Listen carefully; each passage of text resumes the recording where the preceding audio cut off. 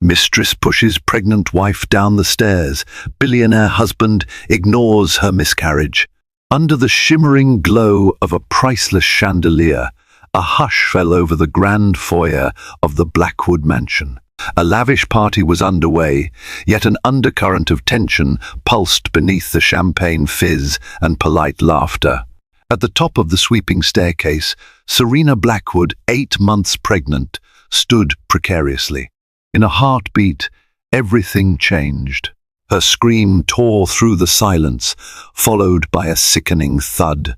The lively chatter below ceased as every gaze snapped upward, too late to save her.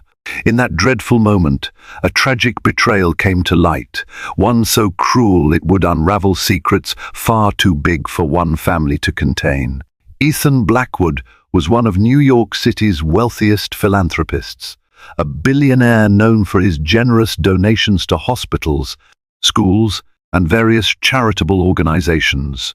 From the outside, the Blackwood name was associated with shining galas, red carpet events, and primetime interviews on renowned networks. High society tabloids lavished praise upon Ethan's ability to grow the family fortune by investing wisely in tech startups and real estate developments. Everyone who knew him at least superficially believed Ethan was a man who not only had impeccable taste, but also a heart for giving back. Serena Blackwood, his wife, was the epitome of grace and poise. Raised in London before settling in Manhattan, she had an elegant, refined accent that turned heads whenever she spoke. She was a lover of fine arts, often hosting charity auctions at the Metropolitan Museum of Art, bringing in millions of dollars in donations for her favorite causes. People whispered that Serena was too soft-hearted, that she lacked the steely resolve needed to thrive in cutthroat social circles. However, her kind spirit was precisely what endeared her to so many. When Ethan and Serena were first engaged, magazines were quick to call it the wedding of the century. Gossip columns devoured every detail of their courtship. The lavish proposal under a full moon on Ethan's private yacht, the sparkling diamond ring rumored to have cost close to $2 million, and the star-studded engagement party held at the Plaza Hotel. Their union seemed to be a fairy tale, a flawless match of affluence and refinement. But behind all the glitter lay cracks that weren't immediately visible. Certain insiders whispered that Serena was too trusting of Ethan's business associates. Others said that Ethan's business acumen had started to overshadow his devotion to his marriage. There were rumors of late-night meetings with questionable partners and hushed conversations about expansions into territories riddled with corruption. Serena brushed these whispers aside. She believed her husband's unstoppable ambition was simply the hallmark of a successful magnate after. All with great power comes great risk. And so life proceeded, with both living in a gilded bubble of wealth, ignoring the faint signs of trouble like a small tear in a masterpiece painting. It wasn't until Serena became pregnant that the distance between them started to become glaringly obvious. The pregnancy, initially a joyous announcement, marked the moment Serena began to see subtle shifts in Ethan's behavior. He was often away on business trips or locked away in his study for hours, emerging only for a hasty meal before retiring to bed. He showered her with lavish gifts, designer maternity clothes, extravagant baby furniture, even a golden crib studded with emeralds from a boutique in Paris. Yet the simplest gift of genuine presence was missing. He never accompanied her to doctor's appointments. He didn't sit with her to look at the ultrasound photos in awe. These emotional gaps spoke volumes, but Serena, ever optimistic, told herself that as soon as Ethan was done with his latest wave of business deals, he would refocus on his growing family. The truth was far uglier. Ethan's obsessions had shifted, but not simply toward new business ventures. Unknown to Serena, another woman had captured his attention. Her name was Vanessa Montclair, a striking socialite and aspiring actress making small waves in the independent film circuit. She wasn't just a fling, she craved the status and the wealth that came with being on Ethan's arm, and she was ready to do whatever it took to claim her spot in his life. While Serena spent her days planning for the baby, Vanessa spent hers strategizing a coup. With every passing week, she pulled Ethan a little further under her spell. But none of this was spelled out in neon letters. It all unfolded in quiet text messages, whispered phone calls, and seemingly innocent business dinners that stretched late into the night. Serena noticed the lipstick stains on Ethan's collars once or twice, the suspicious scent of perfume that definitely wasn't hers. She also caught sight of odd charges on their joint credit card statements. Expensive dinners in places she had never been invited to, jewelry store purchases that never seemed to manifest as gifts for her.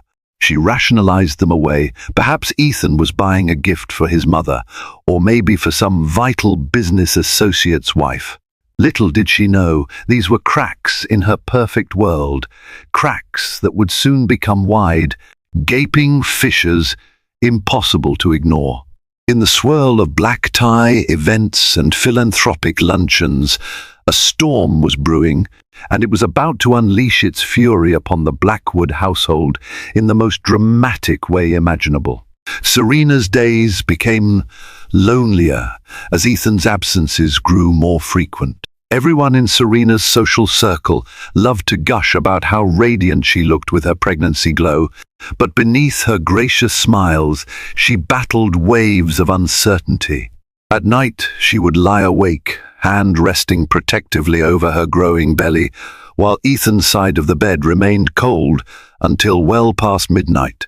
Those stolen moments when she heard him creeping in, the faint squeak of the bedroom door, were never followed by a conversation. He would slip into bed with hardly a word.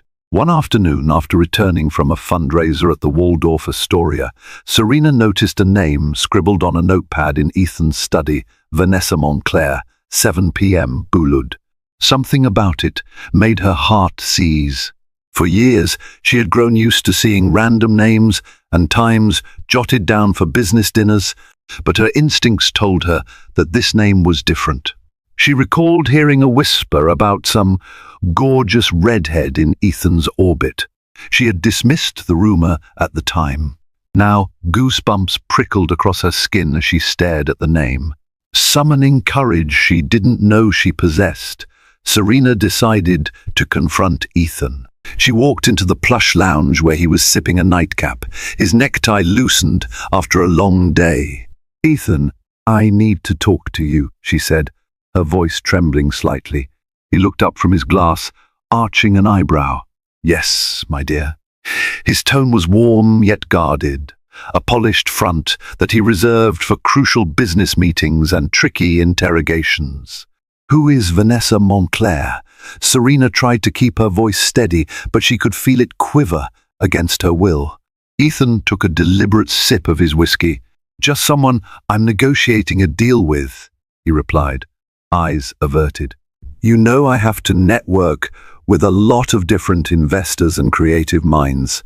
She wanted to believe him. Desperate to keep her pregnancy stress-free, she let the subject drop. But something about his tone was off, too smooth, too practiced. She felt a chill in the air, as though the ghosts of future heartache were already dancing around them. The following morning, an unexpected visitor arrived at the Blackwood estate.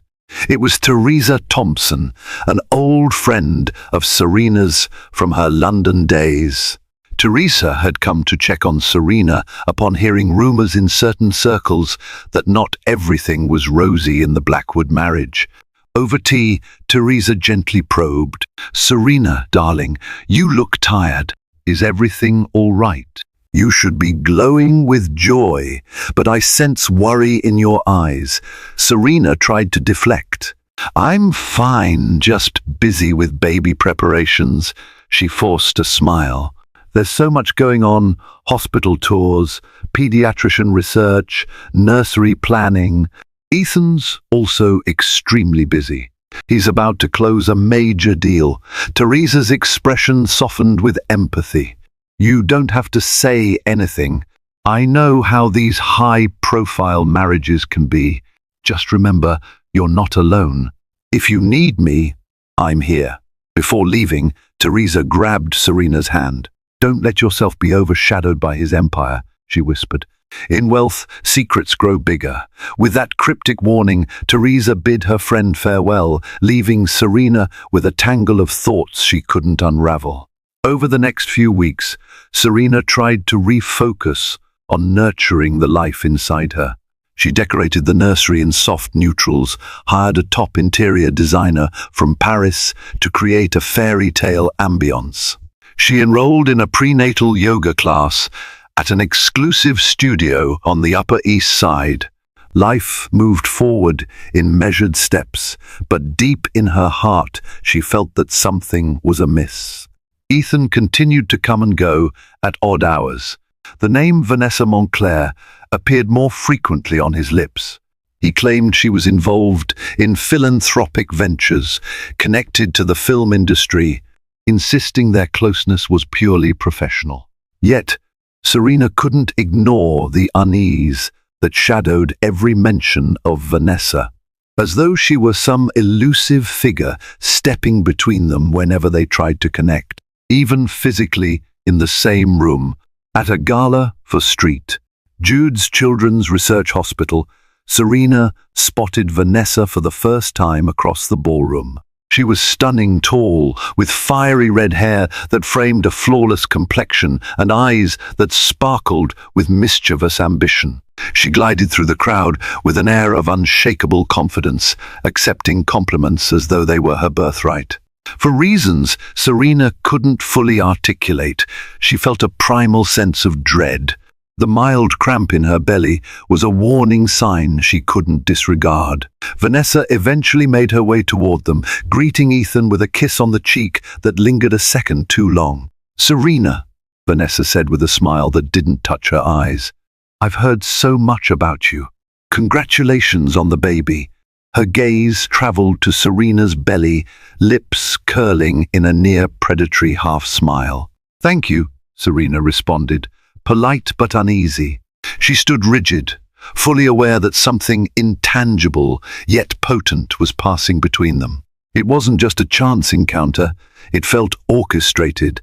That night, Serena barely slept. Her instincts screamed that Vanessa was more than just a business contact, but she lacked the proof or the courage to confront Ethan again.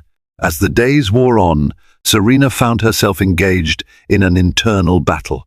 Should she investigate further and risk their marriage spiraling into confrontation? Or should she remain silent, hoping that her love for Ethan would prove stronger than any temptation that this Vanessa could offer? Unbeknownst to Serena, the game of masks was in full play, and she was about to discover that behind Vanessa's perfect smile lurked a woman prepared to do unthinkable things to get what she wanted. Ethan and Serena were preparing for a weekend party at their estate in the Hamptons, an annual gathering of influential friends, politicians, celebrities, and a smattering of old acquaintances from Serena's life back in London. The Hamptons party was a highlight in the Blackwoods social calendar, famous for its breathtaking fireworks, display over the ocean, and the exclusive nature of the guest list. Everything from the color-coordinated decor to the gourmet menu, crafted by Michelin-starred chef Thomas Keller, was meticulously planned to reflect the Blackwoods' grandeur. On the surface, it was a moment of celebration, but beneath the surface, tensions simmered. Ethan insisted Vanessa attend the party to network with potential investors for her next film project. Serena found it impossible to refuse without causing a scene. So Vanessa arrived, wearing an elegant backless gown that turned heads and fired up the rumor mill. She floated around the estate, mingling effortlessly, dropping Ethan's name whenever beneficial for forging new connections. Every so often, Serena caught Vanessa stealing glances in Ethan's direction, glances tinged with a familiarity that went beyond professional courtesy. Around midnight, as the fireworks were scheduled to light up the sky, Serena wandered onto the terrace in search of Ethan. The crisp ocean breeze offered a momentary respite from the overwhelming swirl of social obligations and internal doubts. That's when she noticed a faint glow emanating from a corner of the garden, near a row of neatly trimmed hedges. Moving closer, she recognized Ethan's silhouette and another, Vanessa. They were in hushed conversation, standing dangerously close, silhouettes nearly merging under the moonlight. Serena's heart pounded. She debated whether to interrupt or retreat, but something made her linger in the shadows, straining to hear what they were saying. She couldn't catch every word, but the snippets were enough. Point as soon as Serena gives birth. Everything will be easier. I can't wait forever, Ethan. I've made sacrifices. The estate in Westchester can be ours. A thunderous crack from the fireworks display momentarily drowned out their voices. Illuminations burst overhead, painting the sky in brilliant blooms of color, while Serena felt her world collapsing. Vanessa was talking like a woman who believed she had a rightful claim to Ethan's future. That revelation stabbed Serena's heart, confirming her worst fears. She fled back into the house, barely managing to maintain composure. A flurry of well-wishers engaged her in polite conversation, praising her for hosting such a marvelous event. She forced a smile, a perfect imitation of the hostess role she'd played countless times. All the while, panic swirled in her mind, trapped behind her chest like a caged animal desperate to escape. By the time Serena and Ethan returned to Manhattan the next day, she was sick with anxiety. She made up an excuse to avoid him, claiming she needed rest. In her private bedroom suite, she broke down, tears soaking into the plush pillows. Was she foolish for not confronting him head on that very night? Possibly. But fear gripped her. She worried about her unborn child, the stress, the scandal, the heartbreak that might erupt. She questioned whether confronting him might push him even further into Vanessa's arms, leaving her and the baby destitute and alone. In a moment of desperation, Serena called an old friend from high school, someone outside the high society bubble, Amanda Cho, a journalist for a prominent investigative news site. Serena confided her suspicions. Amanda, known for her tenacity in uncovering hidden truths, offered to look into Vanessa Montclair's background. "Just let me run a quiet search," Amanda proposed. "You deserve to know who you're dealing with." A week later, Amanda had startling news. Vanessa Montclair wasn't just an aspiring actress. She had a history of broken relationships, all with wealthy men significantly older than her.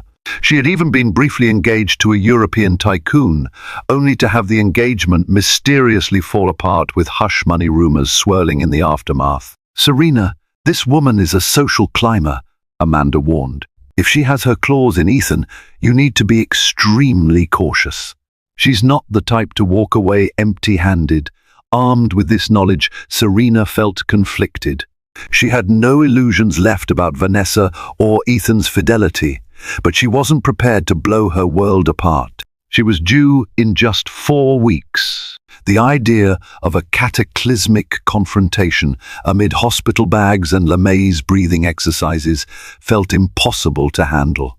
She was physically and emotionally vulnerable, with no guarantee that Ethan would choose her and the baby over Vanessa if forced to decide. Yet, fate wouldn't wait for Serena's readiness. Secrets, once awakened, had a way of hurtling toward dramatic conclusions.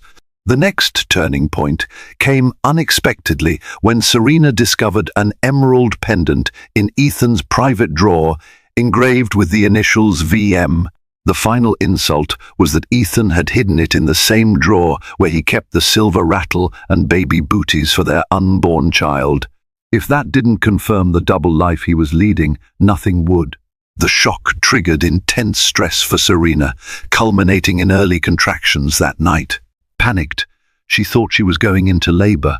She was rushed to Mount Sinai Hospital, where doctors managed to stabilize her.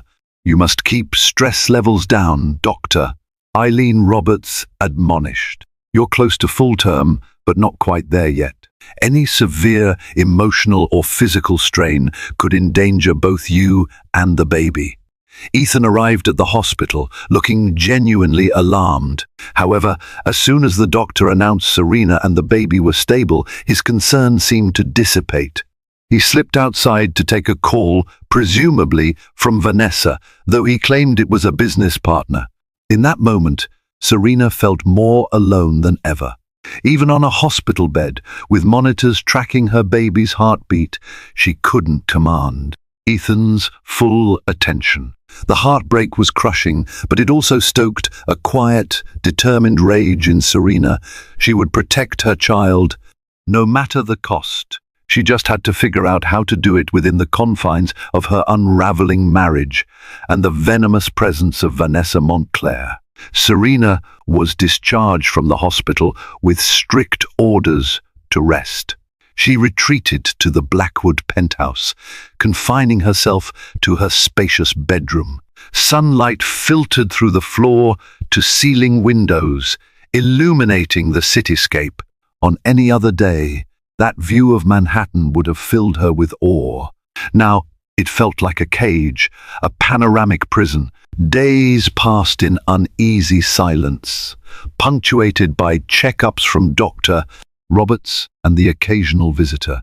Most of Serena's social circle believed she was simply on bed rest, nothing more dramatic than a typical precaution for a high-risk pregnancy.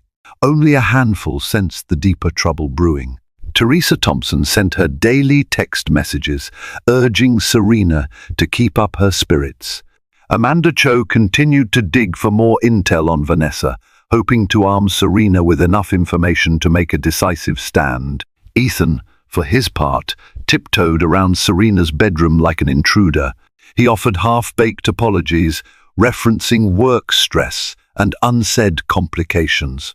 Whenever he mentioned Vanessa's name, Vanessa, who's helping me finalize the philanthropic documentary, or Vanessa, who has so many big ideas for our charity, work, Serena felt nausea coil in her stomach.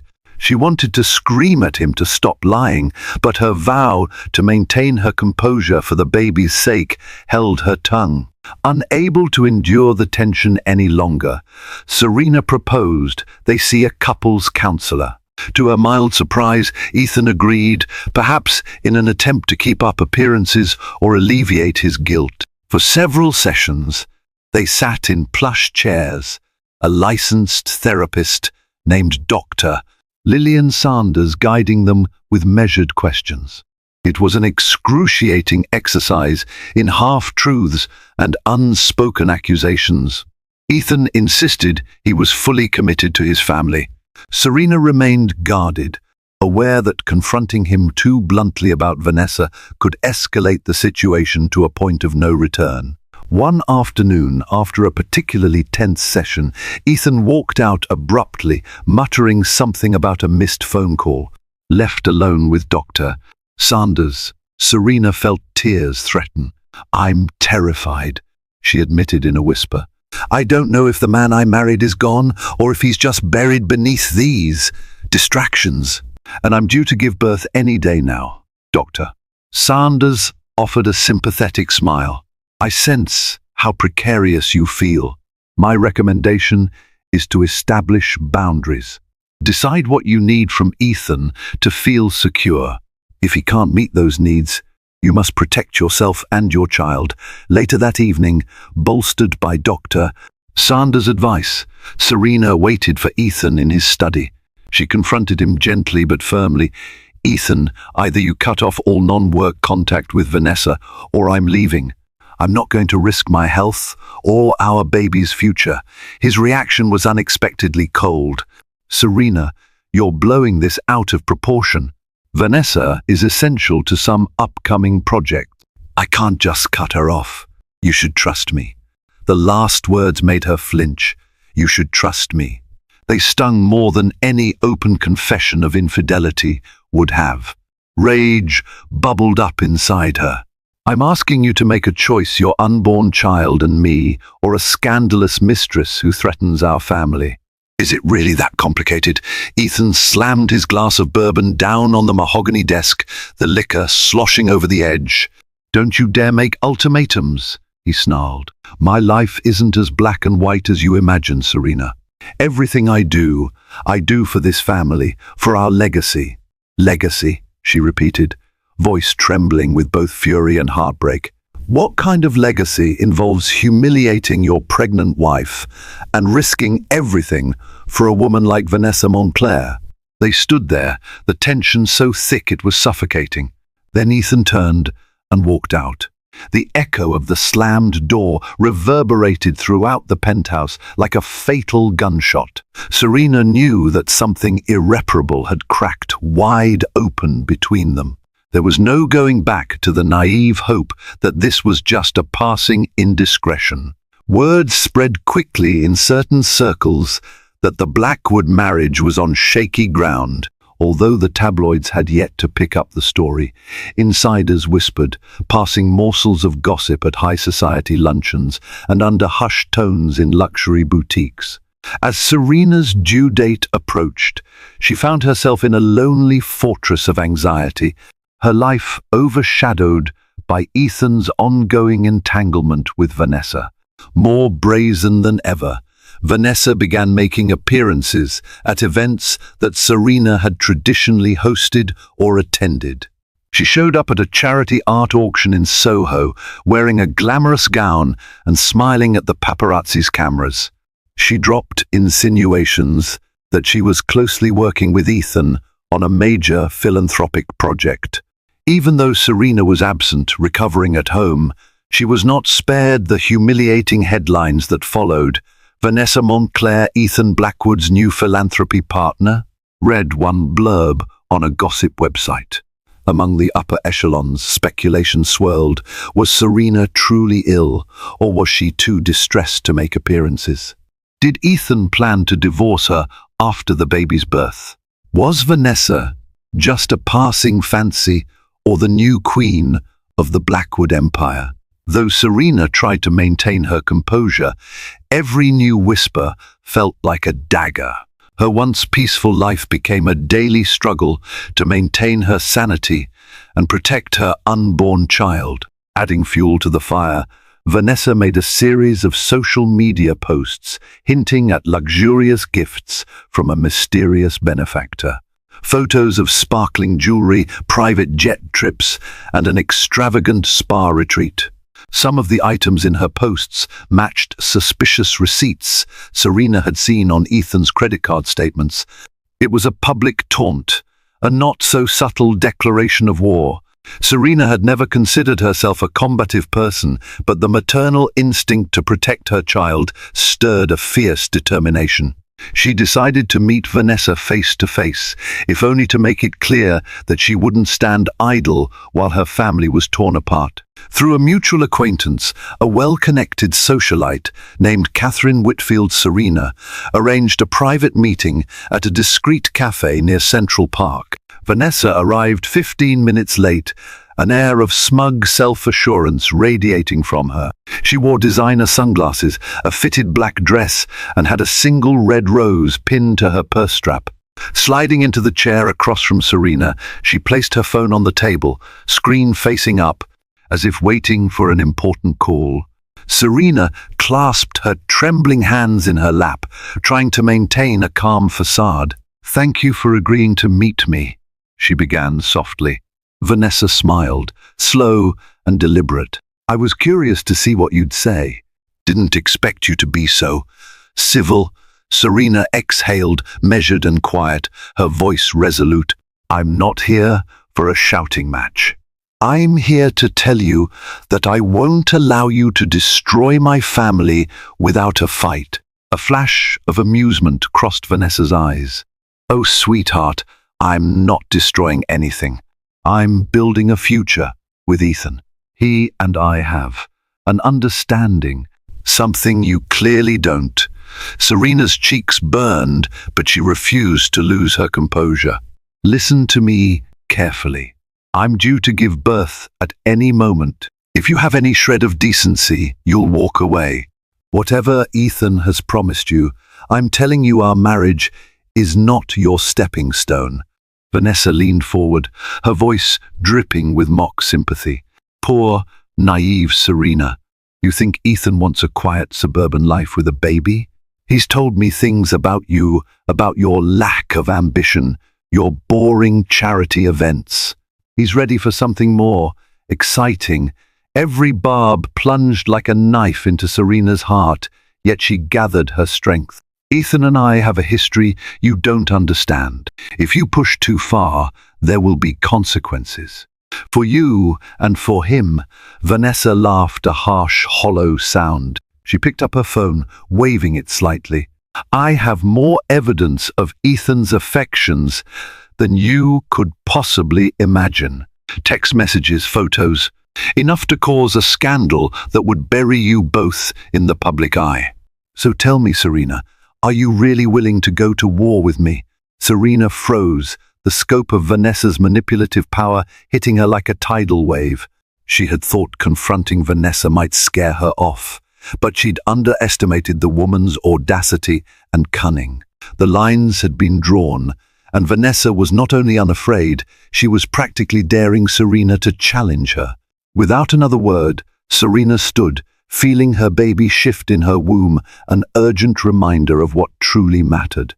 She left the cafe, Vanessa's mocking laughter following her out onto the bustling sidewalk. Heart pounding, Serena resolved that she needed a plan, something more substantial than emotional pleas or idle threats.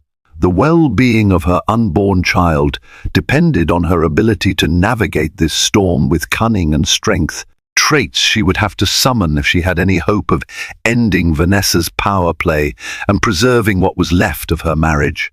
Despite the chaos swirling around her, Serena found solace in unexpected corners.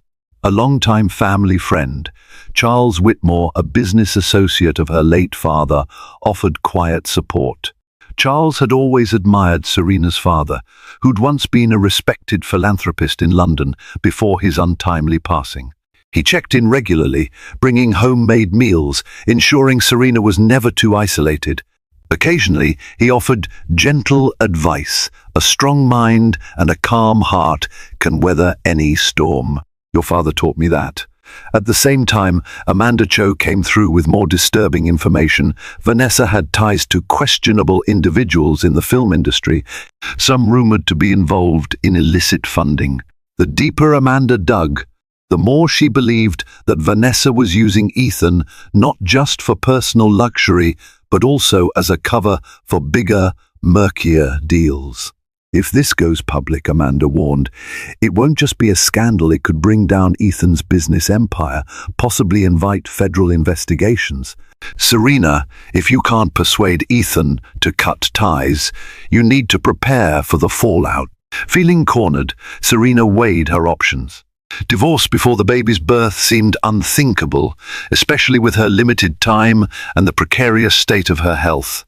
She also feared for Ethan.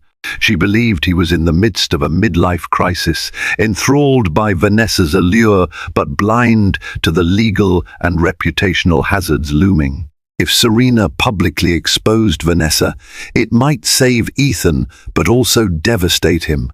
His pride, his carefully cultivated image, everything would crumble, and the baby would be thrust into a whirlwind of negative publicity from the moment of birth. In the midst of this turmoil, Serena's obstetrician, Dr. Roberts, voiced a gentle reminder, "We should schedule an induction if you haven't gone into labor by your due date next week.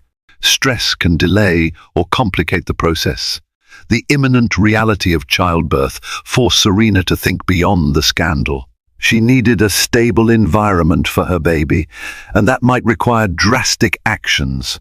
One evening, Charles Whitmore visited the penthouse with a proposition. He offered Serena and the baby a safe haven at his lake house in upstate New York. "Stay there as long as you need," he said. "Far from the paparazzi, far from the city. I'll handle any press or legal matters that arise." Serena felt a wave of relief, but also guilt. Could she uproot her life and disappear, leaving Ethan to flounder? Yet the baby's safety was paramount. If Ethan refused to sever ties with Vanessa, Serena might not have a choice. Gathering her courage, Serena approached Ethan once more. This time, her voice trembled less, and her resolve was sharper. "I'm leaving," she declared, "unless you end your involvement with Vanessa and vow to keep her away from our family." Exhaustion edged Ethan's features. He sank into an armchair, running a hand through his hair. "Serena, you don't understand what I'm dealing with here. It's not just about an affair. Vanessa is tied to crucial business projects. If I shut her out now, I stand to lose millions, face breach of contract lawsuits." Serena's eyes flashed. "You think I care about money at this point? We have enough to last generations. This is about our child's future. Your father always said family comes first. Do you remember that?" A flicker of conflict crossed Ethan's face.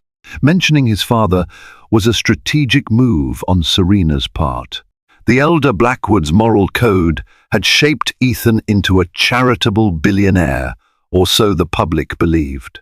That code now stood at odds with Ethan's present conduct. "Fine," Ethan murmured, after a long silence. "I'll see what I can do." But Serena knew "I'll see what I can do" wasn't a firm commitment.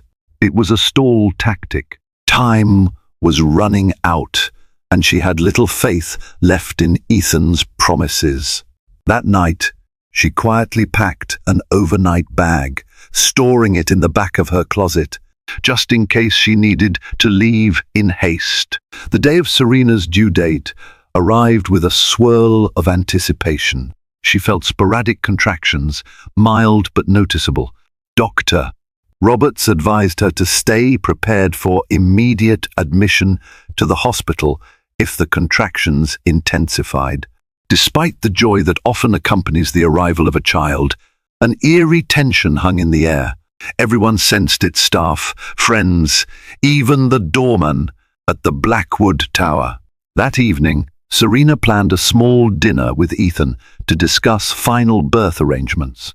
She wanted to see if there was any glimmer of genuine commitment in him. Perhaps the proximity of their child's birth might jolt him into clarity. She set the table with fine china, lit candles, and had a chef prepare a simple but comforting meal: rosemary chicken, mashed potatoes, and a light salad. She hoped that a homey dinner might remind Ethan of the roots of their relationship: simple companionship, shared dreams. However, Ethan never showed. Minutes turned into hours, the candles burning low. He didn't answer her calls or texts. At midnight, Serena gave up and retreated to her bedroom, heart heavy with disappointment. Then, just as she was about to change into her nightgown, she heard the elevator chime. She tiptoed to the living room to find Ethan stumbling in, reeking of alcohol, accompanied by none other than Vanessa Montclair. "What is she doing here?" Serena demanded, arms folded protectively over her belly. Vanessa smirked. "We had an important meeting, and Ethan graciously offered to show me the penthouse. Such a stunning view, don't you think?" Serena felt her blood run cold. Her arms tightened around her body, as though shielding the baby from Vanessa's malignant aura. "Get out," she said, her voice trembling with fury. "Get out of my home." Before Serena could blink, Vanessa shot forward, closing the distance between them. "You're done, Serena," she hissed. "Ethan's practically mine, and soon enough, I'll make this place my home, maybe not tomorrow, but soon." Ethan, clearly intoxicated, fumbled for words. "Wait, no, that's not Vanessa. Calm down." But it was too late. The tension had reached a boiling point, and in that explosive moment, lines were crossed that could never be uncrossed. Serena lunged forward, furious tears streaming down her face, determined to physically remove Vanessa if necessary.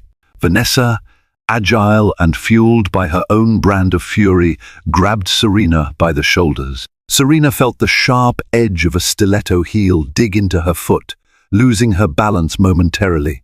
In a split second, her world tilted. The entire room blurred as Vanessa gave a forceful shove. Serena's body lurched backward. She tried to catch herself, but her momentum carried her toward the grand marble staircase that curved down to the lower level of the penthouse. Time seemed to slow to a crawl. Her arms flailed, trying to find something to grip. For a heart-stopping moment, she locked eyes with Ethan, a silent plea for him to intervene. But he stood frozen, expression twisted in drunken confusion. Then Serena fell. The impact of her body against the marble steps created a sickening thud that reverberated through the opulent penthouse. A searing pain erupted in her abdomen as she tumbled down the staircase, each step amplifying her agony. Her mind screamed in terror for the baby inside her, but the sound died in her throat. When she finally came to a stop at the bottom of the stairs, her vision blurred. She heard Vanessa's panicked gasp and Ethan's curse-laden shout. Serena's consciousness flickered, pain radiating from her lower abdomen in waves that threatened to shut down her body entirely. The last thing she remembered was the feeling of warm, liquid pooling between her legs and the muffled wail of sirens as the world descended into darkness. 3 days later, Serena awoke in a private hospital room at Mount Sinai. The fluorescent lights hummed overhead, and the steady beep of medical monitors pulsed in the background. She was disoriented, her mind swirling with fragments of the horrific accident. Pain medication dulled the physical agony, but no drug could soften the emotional torment of not knowing the fate of her unborn child. In a fog of half-awareness, she glanced down at her stomach. Her belly felt flatter, emptier. She tried to speak, but only managed a strangled noise. A nurse rushed in, noticing she was awake. "Miss S. Blackwood, please don't try to move. You're still recovering from surgery." "Surgery?" Serena croaked, tears welling in her eyes. "My baby! Where is my baby?" The nurse's expression turned grave. She hesitated before saying, "I'm so sorry. Your injuries were severe. The baby didn't survive." Serena's world caved in, an indescribable grief swallowing her whole. Her arms instinctively wrapped around her abdomen, searching for a life that was no longer there. A guttural wail tore from her throat, raw and ragged with pain. The nurse tried to comfort her, but no warmth could penetrate the abyss that opened within Serena's soul. Hours blurred. Doctors came and went, explaining the extent of her injuries: a fractured pelvis, internal bleeding, and, most devastatingly, the loss of her child. Apparently, an emergency C-section had been performed in a desperate attempt to save the baby, but the trauma was too severe. In a haze, Serena asked if Ethan had been by her bedside. The nurse avoided her gaze. It was Dr. Roberts who finally answered. He visited once, briefly, but he hasn't returned since. The knowledge that Ethan hadn't been there, had not even stayed to hold her hand, deepened her anguish. Instead, when she was stable enough for visitors, she saw two comforting faces, Teresa Thompson and Charles Whitmore. Their eyes glistened with tears as they clasped Serena's hands. "I'm so sorry," Teresa whispered. "No one should have to endure such a tragedy," Charles added, his voice thick with emotion. "I know you're in pain, but we need to document what happened. The doctors, the hospital, they need to know how you fell. If there's any possibility of pressing charges." Serena's heart twisted in confusion and sorrow. Legally, it was an accident, or so Vanessa would no doubt claim. But Serena remembered the push, Vanessa's hands on her shoulders, the violent thrust. How could she prove it? Ethan's testimony would be crucial, but he was nowhere to be found. Even if she pressed charges, the scandal would be immeasurable, and her emotional resources were already depleted. Still, a flicker of determination ignited in her. She had lost her child, and that injustice demanded some form of resolution. Closing her eyes, she saw that final moment on the stairs, felt Vanessa's purposeful shove. Through tears, she rasped, "I want to pursue legal action against Vanessa. She murdered my baby." Teresa and Charles exchanged worried glances. "We'll help you," Charles said softly, leaning in. "But first, focus on your recovery. The law can wait a few days. We'll ensure you have the best legal counsel." In the hallway, the hospital staff whispered about the tragedy, how the glamorous, pregnant wife of a billionaire had arrived in a bloodied gown, unconscious, carried in by paramedics, while the alleged father of the child was nowhere in sight. The medical team did its best to maintain professionalism, but rumors spread like wildfire in hushed corners that Ethan was compromised, that a mistress was involved, that a scandal was brewing that could tarnish the Blackwood name forever. Serena, meanwhile, drifted in and out of restless sleep. She dreamed of cradling a baby, only to have it vanish from her arms. Each time she jolted awake in tears, confronted by the stark reality of her empty hospital room. Yet amid the grief, something else brewed, a steely resolve to protect herself from further harm, to seek justice for her unborn child, to stand up against the monstrous betrayal that had stolen the one thing she held most dear. On the 5th day of her hospital stay, Serena finally received a visit from Ethan. She was propped up against pillows, wearing a hospital gown that hung loosely on her thinning frame. When Ethan entered, she saw that his eyes were bloodshot, his face ashen. Despite her anger, she felt a pang of pity.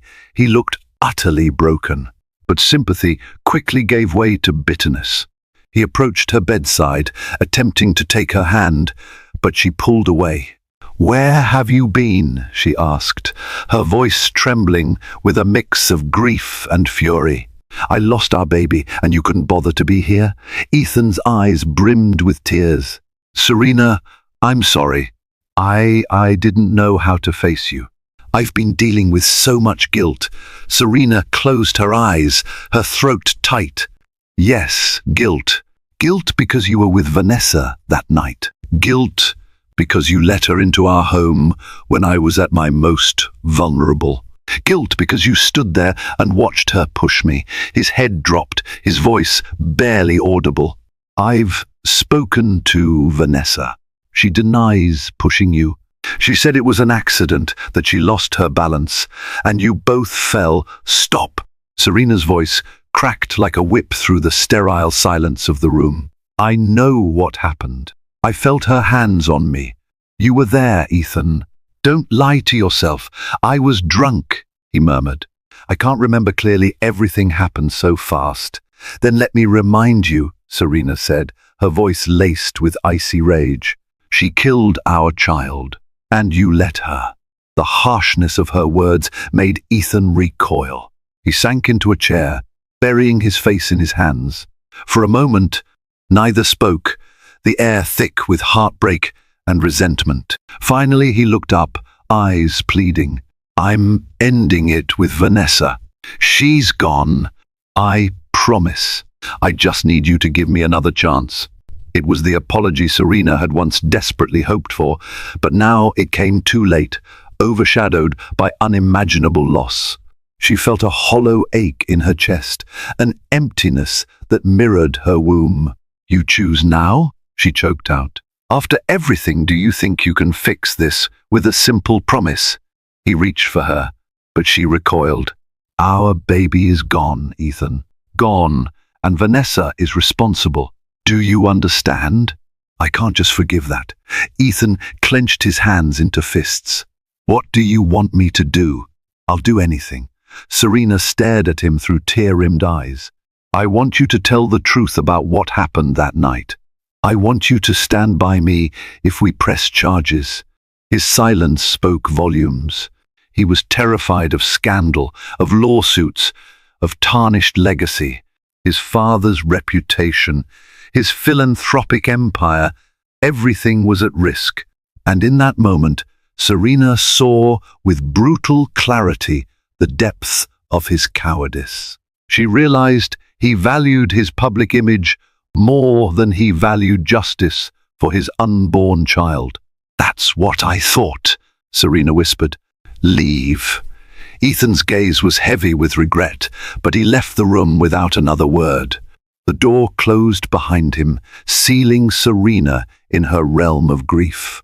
A heavy exhaustion overcame her, and she leaned back, tears slipping silently down her cheeks. She couldn't remember feeling so utterly alone. Despite Ethan's betrayal, Serena was far from alone in her pursuit of justice.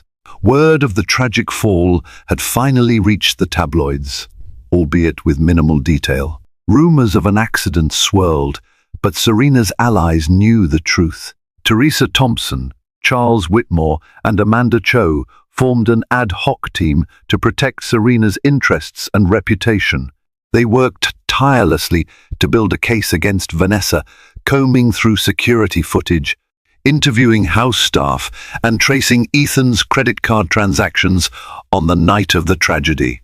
A major break came when one of the maids who had been on duty that evening summoned the courage to speak up. Her name was Lucia Cruz, and she recounted hearing raised voices and witnessing Vanessa storming into the penthouse behind a clearly intoxicated Ethan. According to Lucia, she saw Serena at the top of the stairs and heard a loud scuffle.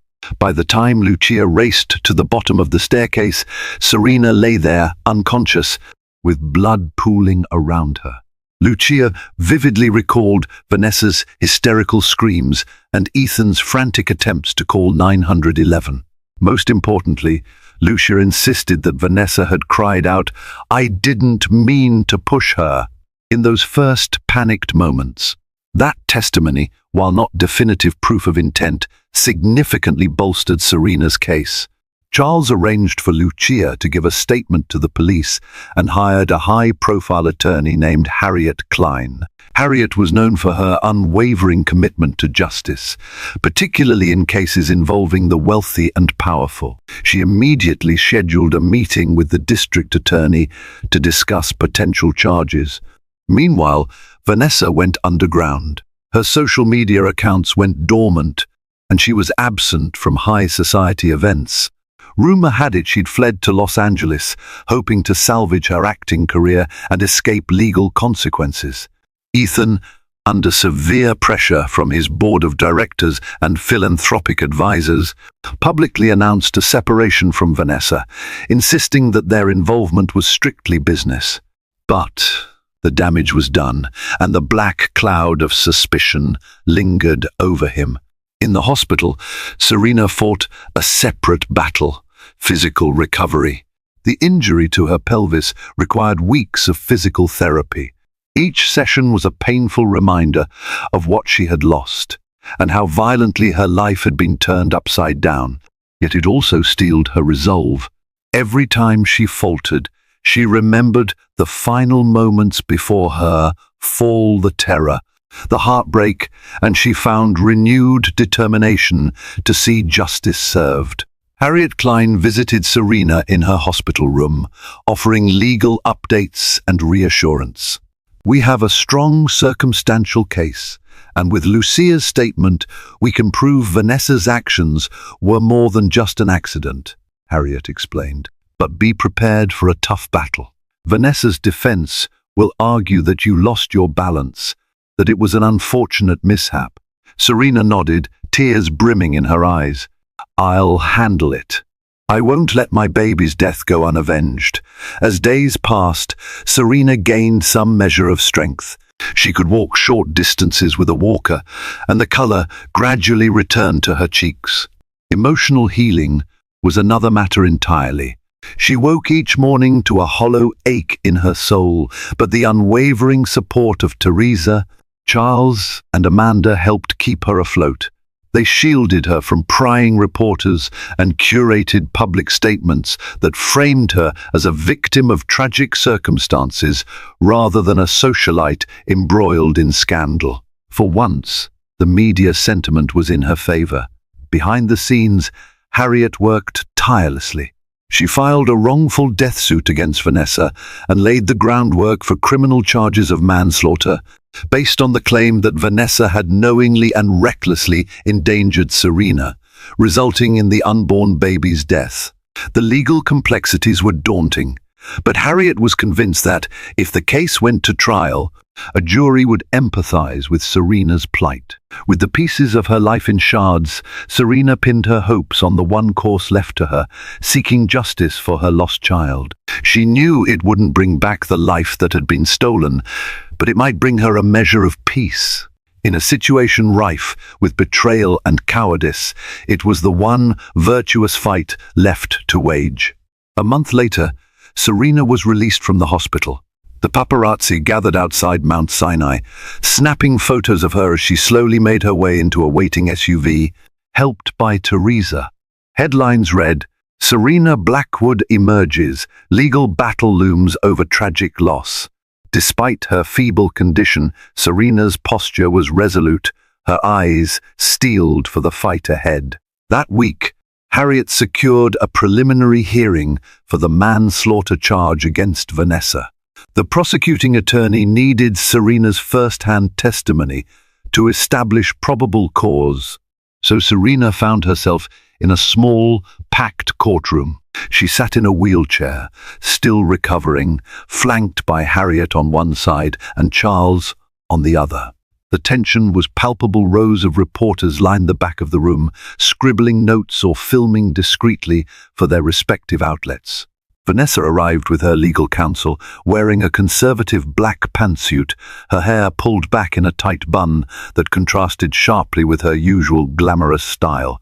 She avoided making eye contact with Serena. Ethan, looking drawn and pale, sat behind Vanessa, a gesture that caused a flutter of whispers in the courtroom. The lines of allegiance were blurred. He appeared to be there more as a concerned observer than an ally to either party.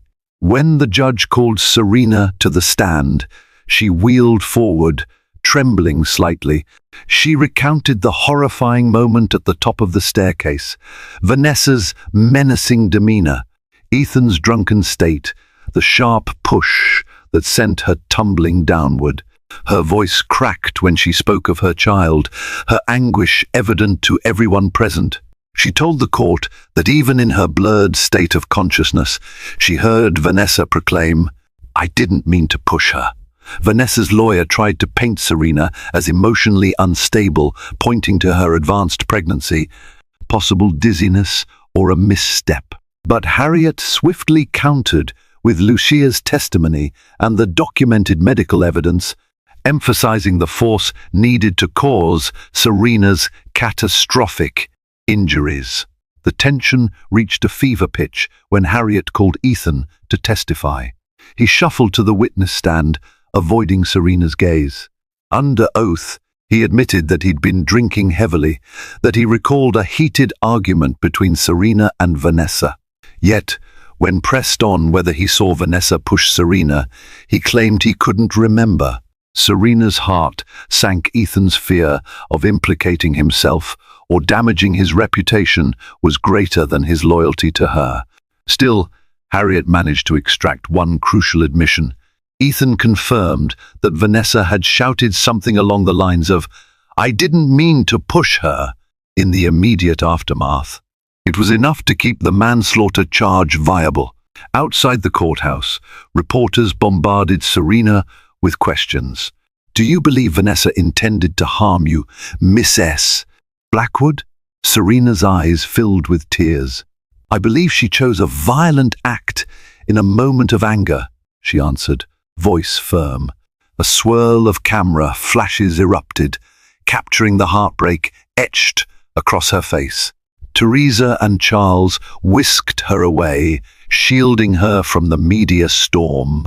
As they drove off, Serena glanced out the window to see Ethan and Vanessa standing on the courthouse steps, locked in a tense conversation. She saw Ethan's hand wave dismissively, Vanessa's face contorted with rage. Then, in a surprising twist, Ethan turned and walked away, leaving Vanessa behind. The cameras pivoted, capturing the moment of what appeared to be a rift between them.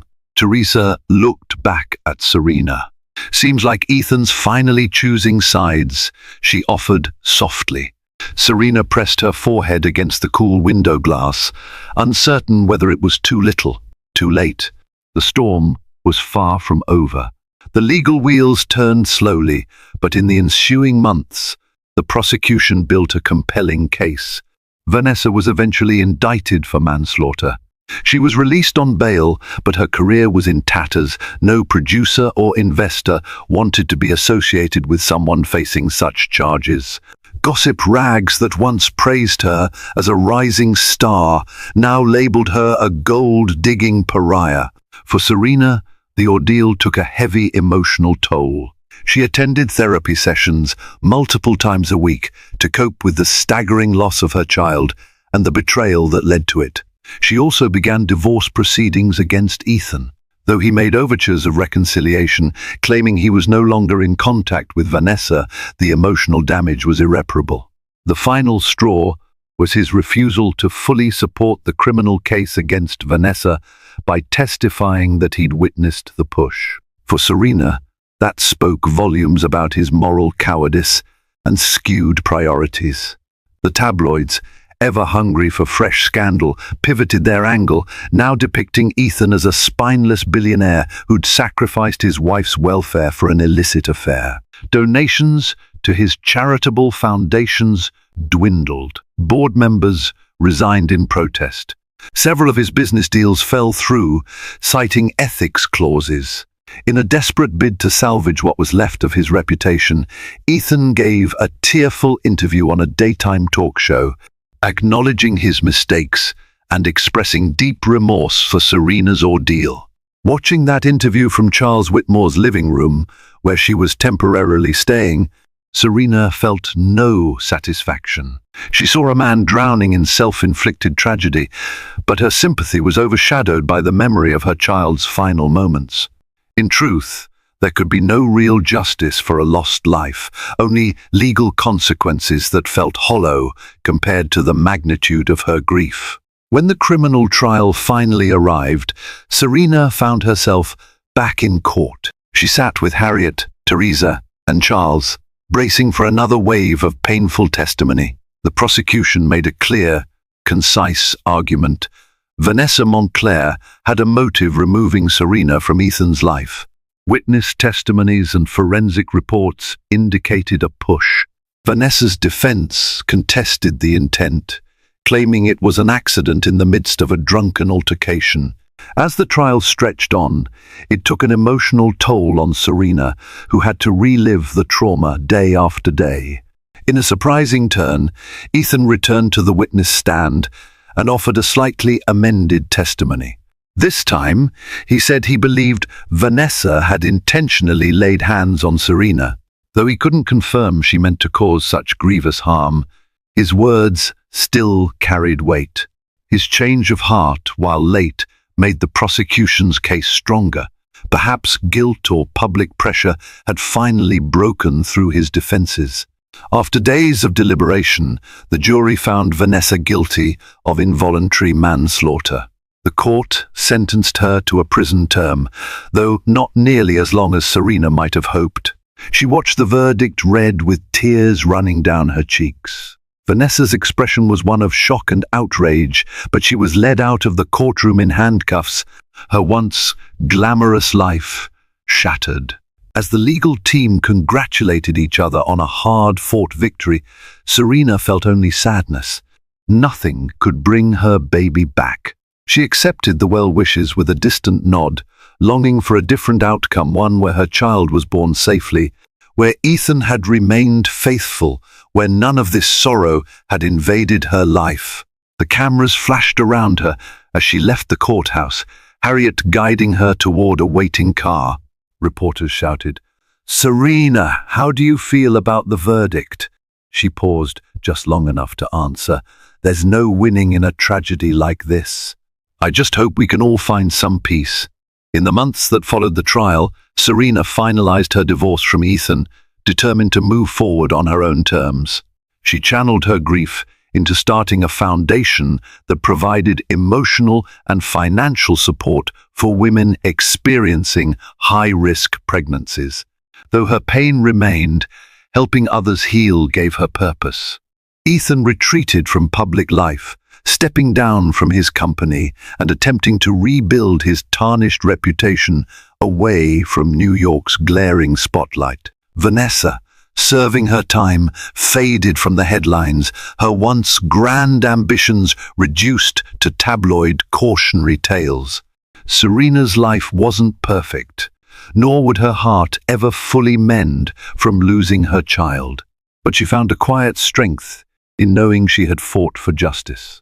Now she stands ready to rebuild, leaving the mansion's glimmering halls and tragic memories behind. Please like, share, and subscribe to hear more stories of resilience, heartbreak, and the power of survival. Your support matters.